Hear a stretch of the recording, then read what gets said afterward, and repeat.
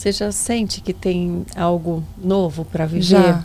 Você já sabe? Já. Já não pode contar? Não pode. Não? Não pode. Mas, Pode contar pra gente? mas eu percebo no espírito, assim, muitas coisas novas surgindo. Nós estamos vivendo, todos nós que caminhamos com Jesus, novidade de vida, né? É sempre uma novidade de vida.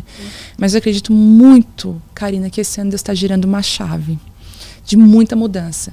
Se você for observar, é um ano de muita mudança. É um ano de mudança de caixa mesmo, mudança de cidade, mudança de vida, mudança de lugares, mudança de ambiente, trocas de mesas. Às vezes eu percebo que nos maiores tempos de crescimento na minha vida foram trocas de mesas que Deus proporcionou. Deus tirou eu de uma mesa, e tirar de mesa fala tirar de um tipo de alimento, tirar de tipos de relacionamento. Porque às vezes a gente acha assim, ai Deus me ligou aquela pessoa. E eu digo uma coisa, o mesmo Deus que conecta para o propósito é o Deus que desconecta para o propósito. E a nossa maior dificuldade, como eu falei que é o nosso maior desafio, é entender isso. Sim. As estações de Deus, o que Deus está fazendo, o que Deus está... Eu acredito que esse ano é um ano de muita... É como se... Eu sinto que era como se eu dissesse, Deus, mas eu vou parar logo agora, eu vou retroceder logo agora, eu vou desacelerar logo agora. Parece que eu estava assim, chegando na linha de chegada e falei, agora. Porque eu não vejo amanhã, mas Deus está vendo. Então, assim, eu acredito que aqueles que entenderem esse momento, o avanço deles vai ser assim, igual a flecha, que para ela avançar, ela tem que ser puxada com toda a força para trás. Então ela vai abrir mão, ela vai retroceder, ela vai desacelerar. E aí, esse impulsionamento que ela obedecer para trás, na hora que Deus soltar, ela vai muito longe. Então eu acredito que à medida que nós mais obedecemos, é onde nós mais somos lançados no nosso destino em Deus, onde Deus quer que nós estejamos. Porque eu percebo essa dualidade também em mim, de até que ponto eu devo continuar conectada a certas pessoas, Exatamente. Às vezes para ajudar a transformá-las, para ser uma luz na vida daquelas que ainda não têm, e até que e qual é o ponto de que, poxa, já fiz a minha parte, agora eu preciso desconectar, seja alguém que já fez parte da minha vida, ou de uma amizade, ou do meio em que eu convivo.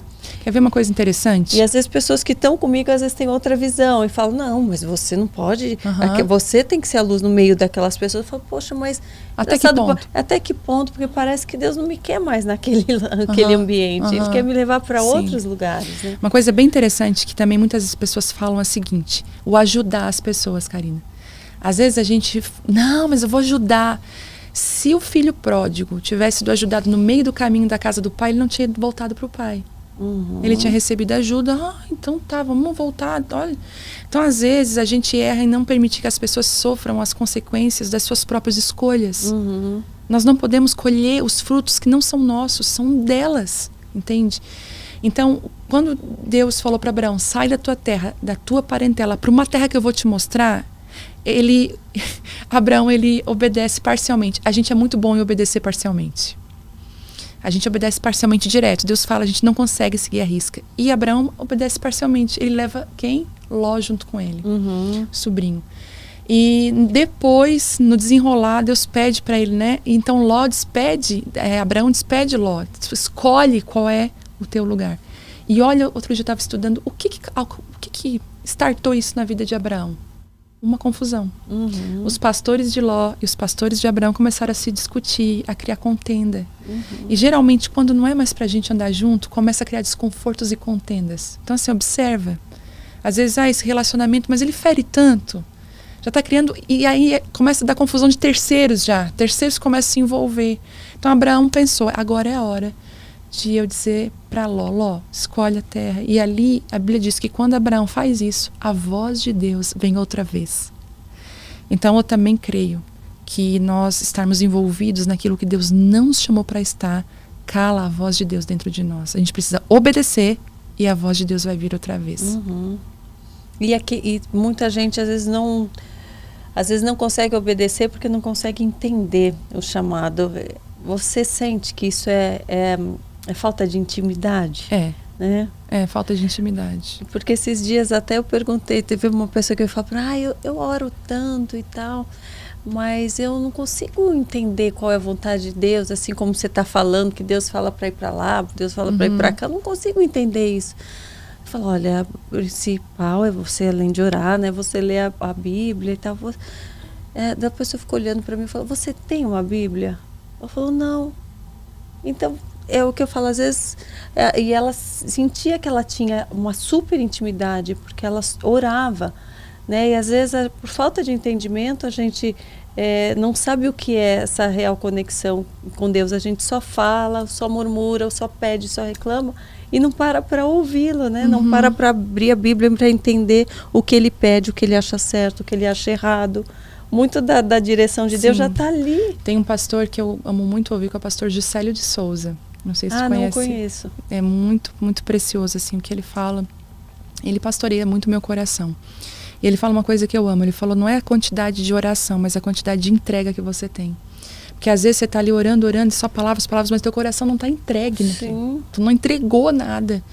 E ele falou que, ele disse que ficava horas falando, oh Senhor meu Deus, e a esposa dele chegava e dizia, Senhor, me entrego, me rasgo. Ele falou, em 15 minutos ela já tinha resolvido tudo. Não é a quantidade, mas é a entrega. É o tanto que você se entrega para o Senhor, nessa intimidade. E ele vai, gente, não tem como você andar com Deus e não ser guiada pelo Senhor através do propósito chamado. E outra coisa, o propósito chamado não é o propósito chamado é tudo. Não, o que é o mais importante é relacionamento com Deus. Esse é o chamado principal. Que não precisa andar ter com dúvida. ele. Não precisa ter dúvida.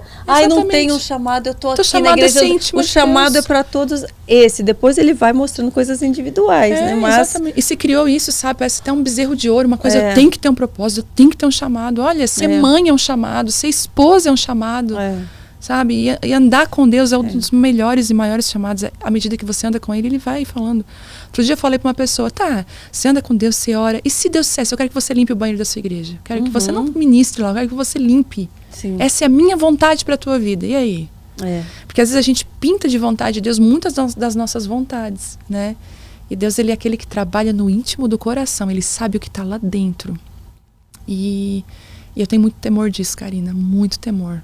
Sabe, eu quero obedecer a voz dele, andar com ele, ser amiga dele, ter o cheiro de Jesus. E aonde eu passar, as pessoas, ela teve com Jesus hoje, ela fala como ele. Eu quero isso pra minha vida, sabe? As pessoas pensam, o que é que tu mais deseja? Ser parecida com Jesus, é andar com ele. Eu acho que é isso que a gente deve buscar, né? Tá onde ele pede pra gente estar, não onde a gente imagina. Sim. A gente tem que tomar cuidado. Eu vejo que até a questão de pastores, de igrejas, né? A questão da abrangência que vai se tomando o ministério, há que ter esse cuidado para não deixar que o ego e a vaidade também ocupe um lugar que é esse lugar de intimidade. Esse lugar em que quem está do outro lado, a gente vai ouvir aquela palavra e vai perceber no brilho dos olhos essência. Que tem essência, que tem verdade, né? Que não foi algo decorado, que é algo que, por mais que tenha um entendimento, que tenha as falas, mas tem algo mais ali. Tu falou sobre ego, e tem um livro que eu queria indicar aqui, que é um livro maravilhoso do Timothy Keller. Gente, é um livrinho pequeno, lê assim uma sentada. Ego Transformado. Pode colocar aí, comprar esse livro, ele é maravilhoso, ele é uma vezinha só. Ele é o meu livro de cabeceira, inclusive eu já li ele mais de 5 vezes. E todas as vezes que eu leio esse livro eu saio quebrada, porque ele fala sobre o nosso ego, né? E como nós confundimos muitas vezes vida com Deus, ministério, nosso ego, ele infla e ele quer tomar um lugar que não é dele, né? Então, o que tu falou é muito pertinente para essa hora. Às vezes a abrangência, aquilo que nós alcançamos em Deus pode nos roubar da fonte. E a fonte ainda é Ele, né? A fonte ainda é Ele, então... E até para quem não tem buscado essa fonte. Às vezes quem não tem um conhece. ministério, quem não conhece, você pode ver quantas coisas, né, estão sendo tomadas pelo ego, tomando o lugar de Deus. E é por isso que as pessoas não encontram, elas botam tudo em primeiro plano e deixam Deus para o final, deixam Cristo para o final. A hora que está no fundo do poço, só a hora que não tem mais jeito, é só Deus para alcançar, ao invés de buscar no início. É verdade. Né?